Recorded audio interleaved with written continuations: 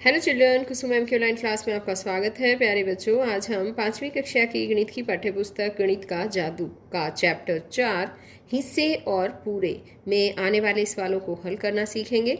और आज इसी चैप्टर की ये हमारी थर्ड वीडियो है। इससे पहले भी मैंने 2 वीडियो और बना रखी है। अगर आपने उन वीडियोस में दिए गए सवालों को हल करना नहीं सीखा है तो आप मेरे चैनल ऑनलाइन स्टडी हब की प्लेलिस्ट में जाकर उन्हें देख सकते हैं और सवालों को हल करना सीख सकते हैं।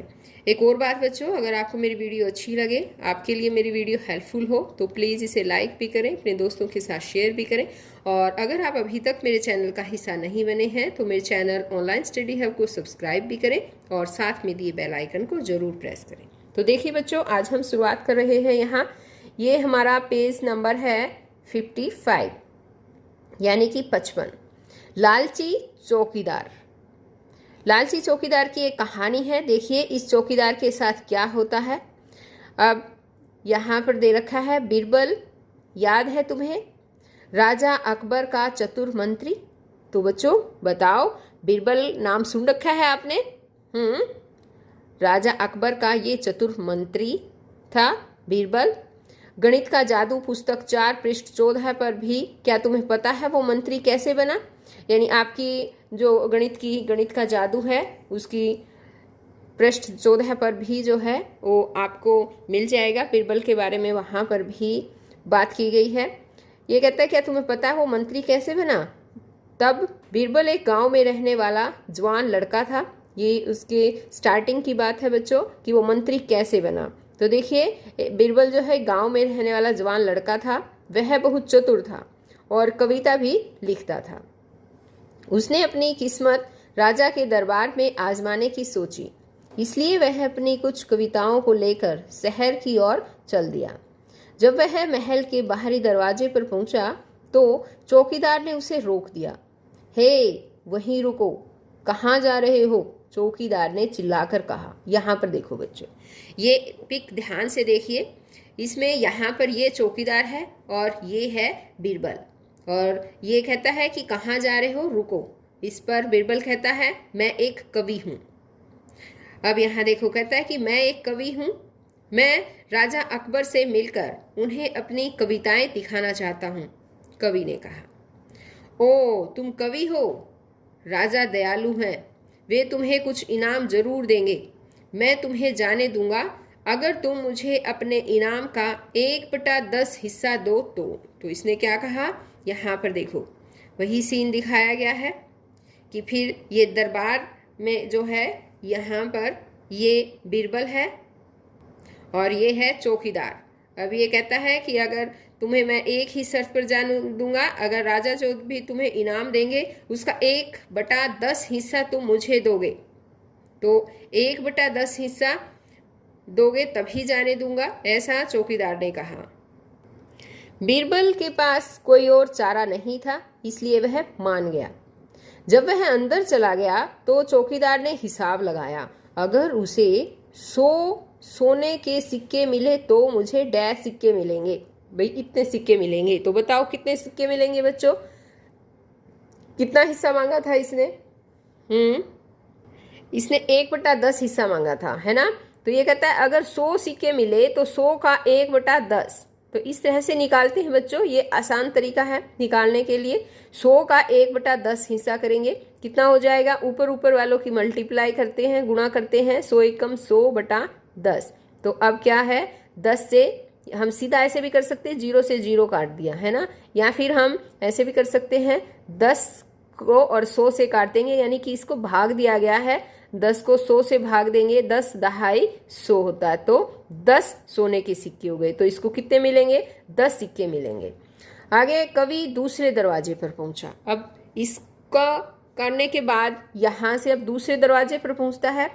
अब उस दरवाजे के चौकीदार ने भी कहा, अब कहता है कि मैं तुम्हें तभी अंदर जाने दूंगा जब मुझे अपने इनाम का 2/5 हिस्सा दोगे।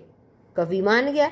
तो कवि अब, क्योंकि कवि को तो अंदर जाना था और इसलिए वो ये भी मान गया कि अगर मैं नहीं मानूंगा तो फिर ये अंदर जाने नहीं देगा। इसलिए कवि जो है ये बात भी मान गया कि 2/5 हिस्सा दे देगा। खुशी खुशी चौकीदार ने हिसाब लगाया। कवि को कम से कम 100 सोने के सिक्के मिलेंगे, इसलिए मुझे डैश सिक्के मिलेंगे। तो अब इसने फिर अपना हिसाब लगाया। तो अब देखो इसको कितने सिक्के मिलेंगे। अगर कवि को 100 सिक्के मिले तो चौकीदार को कितने देने पड़ेंगे, 2/5, है ना। तो कितना करेंगे हम, 100 गुणा 2 कितना हो गया, 200/5। अब इसको या तो भाग दे दो 200 को 5 से, या फिर सीधा ही काट देते हैं। 5 चौके 20 और 0, तो कितने आ गए, 40। यानी कि 40 सिक्के जो है ये अब इस दूसरे चौकीदार को देने पड़ेंगे। अब आगे है, कवि राजा के दरवाजे तक पहुंचा। वहां के चौकीदार ने कहा, अब वहां पर तीसरा चौकीदार और भी मिल गया इसको। 2 चौकीदार तो पहले मिल चुके हैं, है ना। अब ये तीसरा चौकीदार मिल गया। वो कहता है कि मैं तुम्हें राजा से तभी मिलने दूंगा जब तुम मुझे इनाम का आधा हिस्सा दोगे। अब इसने आधा हिस्सा मांग लिया। कवि के पास और कोई चारा नहीं था, वह मान गया और अंदर पहुंचा। अब चौकीदार ने सोचा, आज का दिन बहुत अच्छा है, अगर उसे 100 सोने के सिक्के मिले तो मुझे डैश सिक्के मिलेंगे। तो बताओ बच्चों, देखो उसको 100 सोने के सिक्के मिले और इसने आधा हिस्सा मांग लिया। आधे का मतलब होता है 1/2, है ना। यानी 2 हिस्से का 1 हिस्सा इसने ले लिया, आधा, 1/2। तो अब इसको फिर हम काटेंगे, कितना हो जाएगा ये, 100/2, और ये काटेंगे तो कितना हो जाएगा, 50। तो 100 मिले तो 50 सिक्के इसको मिलेंगे, है ना। और अगर उसे 1000 सिक्के मिले तो वाह, मुझे डैश सिक्के मिलेंगे। तो देखो बच्चों, 1000 सिक्के मिले तो बताओ कितने मिलेंगे।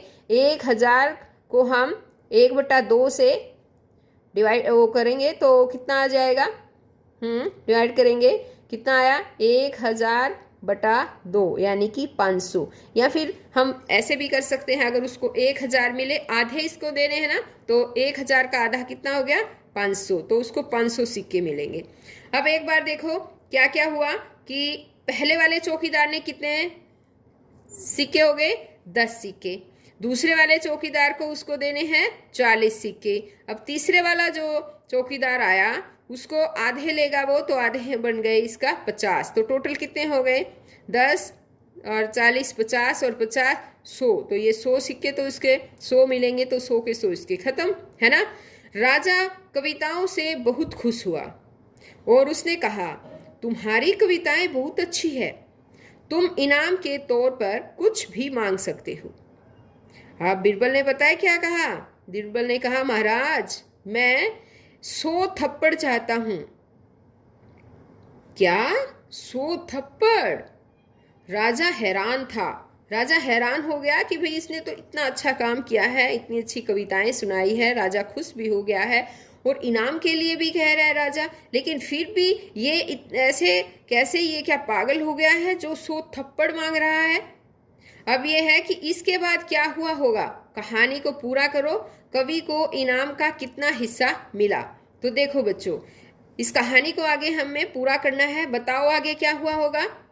हाँ, अब राजा को बीरबल ने सारी कहानी बताई होगी। उसने बताया होगा कि मुझे रास्ते में इस तरह से 3 चौकीदार मिले हैं और पहले वाले चौकीदार ने 1/10 हिस्सा मांगने के लिए कहा है, तो उसके 10 थप्पड़ हो जाएंगे।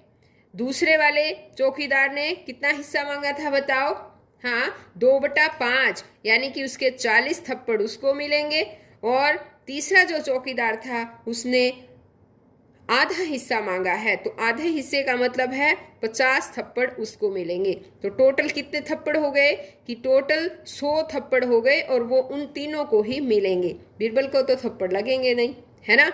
इन तीनों को ही इतने इतने हिस्से में अगर मैं इनाम लूंगा तो वो भी उनको ही देना पड़ेगा। इसलिए इसने कहा होगा राजा से कि इसीलिए मैं जो है ये थप्पड़ मांग रहा हूं और आप इतने इतने थप्पड़ उन चौकीदारों को लगवा दें। और आगे कवि को इनाम का कितना हिस्सा मिला, तो कवि को तो इनाम का कुछ मिलना ही नहीं था, है ना।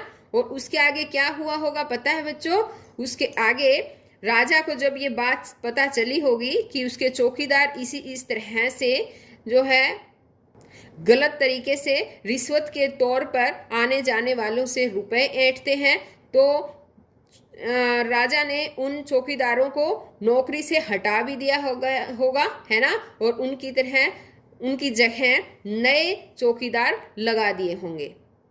तो देखो बच्चों, ये थी बीरबल की बुद्धिमानी की कहानी, और इस बुद्धिमता ने ही राजा को विवश कर दिया कि वो बीरबल को अपना मंत्री मान ले, और तभी से अकबर ने बीरबल को अपना मंत्री बना लिया होगा। तो बच्चों, आज इस वीडियो में केवल इतना ही। नेक्स्ट वीडियो में और भी इसके आगे सवाल रहते हैं, और भी काफ़ी सारे सवाल हैं, वो उन सवालों को हल करना सिखाऊंगी। तो बच्चों, हम फिर मिलते हैं एक नई वीडियो में। तब तक के लिए बाय बच्चों।